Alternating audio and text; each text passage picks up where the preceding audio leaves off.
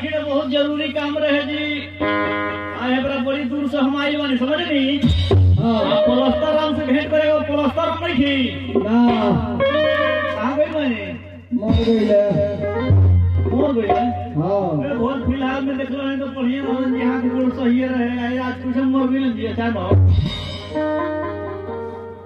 देखिए मामा ओखिए तो तनी जल्दी भेजी बात नहीं खान आपने क्या बोलता नहीं उनका बाबूजी उनको बाबूजी हां हम बहुत तनी की भोसड़ी वाला बड़ी 420 बा ओकर बाबू वाला हुए 3 वर्ष आए एक बार कहता कि ओकर बाबूजी एकरा के जरूर कोनो लालच रहे कोई तबे सर्वे आई।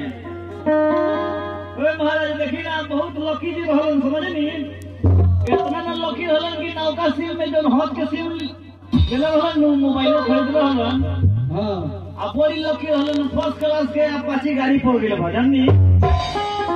अब कहे को मतलब आ जाए अब नहीं छे पानी तो का कइल जाओ चलो तनी हम घर है अब पलस्तर हम नहीं के खोए खोए तो ही नहीं हो अब जब चलो तनी घर जब नहीं के तो का करे चाबी दिया चाबी दिया।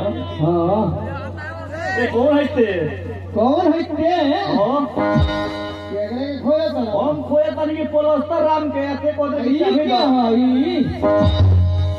ये पलस्तर हम है पलस्तर नहीं कर दे अरे भोंसले वाला तो वही बड़े काहे ते माथा चटले बड़े हो नहीं ना मोबाइल के लिए मैंने चोर घूमा मोबाइल देखो जल्दी मोबाइल देखो भाई मोबाइल ना